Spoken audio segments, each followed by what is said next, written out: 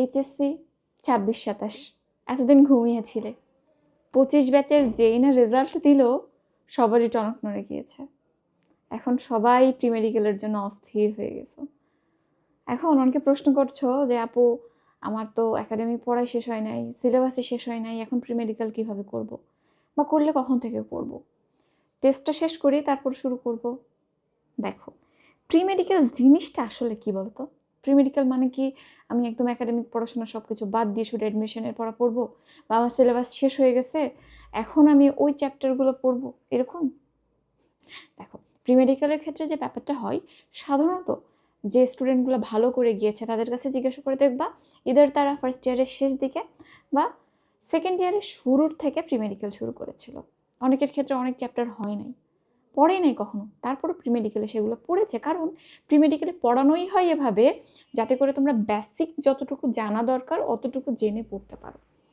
এখন pre medical শুরু করার ক্ষেত্রে কি কি বিষয় মাথায় রাখা উচিত? প্রথমত দেখো, একটা বাচ্চা যখন প্রি মেডিকেল শুরু করছে তখন কিন্তু সে আগে থেকেই কনসিয়াস, আগে থেকে আসলে সে চায় মেডিকেলে পড়তে, এজন্যই শুরু করতে যাচ্ছে।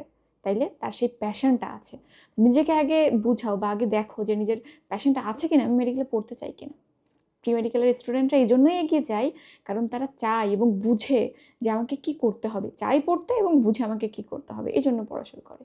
দ্বিতীয়ত দেখো, পড়ার সিস্টেমটা এখানে যেটা কীরকম, তুমি একটা চ্যাপ্টার পড়ছো, একাডেমিকের জন্যই ধরো পড়ছো, তখন তোমার যেহেতু অলরেডি প্রি মেডিকেল করা আছে বা কোর্সের এনরোলমেন্ট আছে, তোমার কাছে দাগানো বইগুলো আছে, ওই চ্যাপ্টারটা মেডিকেলের জন্য কিভাবে পড়তে হবে সেইটাও তুমি গুছিয়ে পড়ে ফেলতে পারো।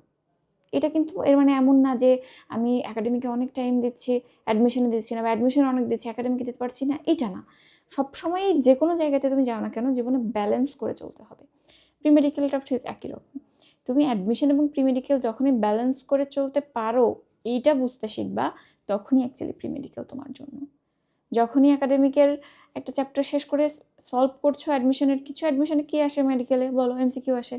এই এমসিকিউগুলো কিন্তু তোমাকে ভীষণভাবে একাডেমিকে হেল্প করবে। এবং এরপরে মোস্ট ইম্পর্টেন্টলি যেটা আসে, যে তুমি একটা বাচ্চা বা তুমি ধরো 1 বছর ধরে প্রি মেডিকেল পড়তেছো, আস্তে আস্তে অল্প অল্প করে পড়ে ফেলছো, আর যে বাচ্চাটা ঠিক শেষ 3 মাসে এসে অ্যাডমিশনের প্রিপারেশন শুরু করবে, তার জন্য চাপটা কত বেশি হবে বলো তো? যে জিনিস তুমি 1 বছরে পড়ছো, সে 3 মাসে সেই জিনিস পড়বে।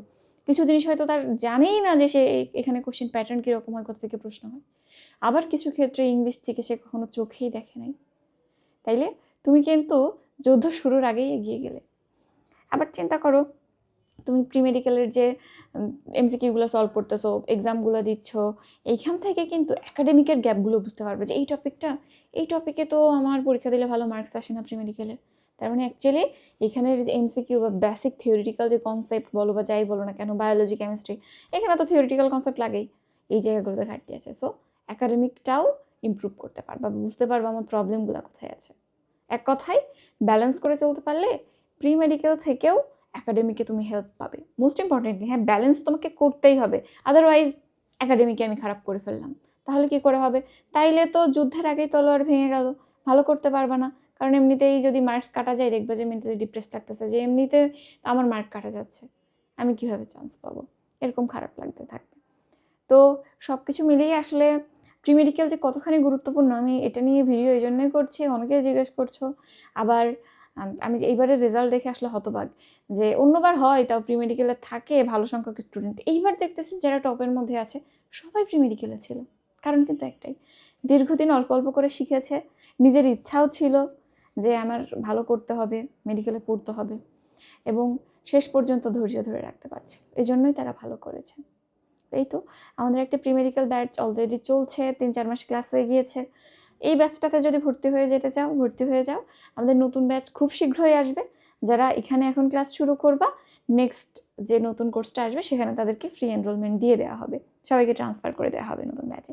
এবং ওই ব্যাচের সমস্ত মিডিলজির আসলে সমস্ত ইংলিশ ক্লাসে কিন্তু আমি নেই, সুতরাং আমার ইংলিশ ক্লাসও করতে পারছো, মিমাপুর জিকে ক্লাস করতে পারছো, জীবন ভাইয়ের ফিজিক্স ক্লাস, হাফিজ ভাইয়ের বায়োলজি, কেমিস্ট্রি, সব কিছু করতে পারছো। এবং আমি জানি না তোমরা জীবনের কোনো ক্লাস দেখেছো কিনা, যদি জীবন ভাইয়ের ক্লাস দেখে থাকো, ইউটিউবে প্রচুর ক্লাস আছে, ফিজিক্সের একটা ক্লাস করে দেখিও, তোমার একাডেমিকের যত কনফিউশন, যত যা কিছু আছে ক্লিয়ার হয়ে যাবে। আমার গ্রামার ক্লাস একটা করে দেখিও, একাডেমিকের গ্রামার কনসেপ্ট সব ক্লিয়ার হয়ে যাবে। বায়োলজির ক্ষেত্রে একই রকম, শুধু একটু টেস্ট পেপার সলভ করতে হবে। তাছাড়া অ্যাকাডেমিকের যে সাপোর্টটা তুমি প্রি মেডিকেল থেকে পাবা, অ্যাকচুয়ালি যদি ইউটিলাইজ করতে পারো সেটা হিউজ। এই তো, সাবধান হও এখন থেকেই। আমি আসলে ফার্স্ট ইয়ার থেকেই প্রি মেডিকেল করতাম। ফার্স্ট ইয়ারের 3 মাস ক্লাস হওয়ার পর আমি প্রি মেডিকেল শুরু করেছিলাম, এবং আমার মনে হয় আমি প্রি মেডিকেলে না থাকলে আসলে ভালো করতে পারতাম না, কারণ অ্যাডমিশন টাইমটাতে খুব অসুস্থ হয়ে যাইতাম, খুব টেনশনে থাকতাম, খুব ডিপ্রেসড থাকতাম। তো আমার ক্ষেত্রে প্রি মেডিকেলই আসলে গেম চেঞ্জার ছিল। তো যাই হোক, সবার জন্য অনেক শুভকামনা। তোমরা যে আগে থেকে সাবধান হয়েছো এটাই তোমাদের এগিয়ে নিয়ে যাবে, বুঝছো? নিজে থেকে যদি কখনো নিজের পজিশন সম্পর্কে না জানো, না বুঝো, তাহলে কিন্তু ভালো কিছু করা সম্ভব না। সো বেস্ট অফ লাক, সবার জন্য অনেক শুভকামনা। ইনশাআল্লাহ ভালো একটা সময়, ভালো একটা অবস্থায় তোমাদের সাথে দেখা হবে। সিনিয়ররা যারা রেজাল্ট পেয়ে গেছে, সেলিব্রেশন খুব দ্রুতই সবার সাথে দেখা হবে। তোমাদের সাথেও ইনশাআল্লাহ নেক্সট বছর এরকম কোনো একটা সময় দেখা হবে ইনশাআল্লাহ। সবাই ভালো থাকো। আল্লাহ হাফেজ। আসসালামু আলাইকুম।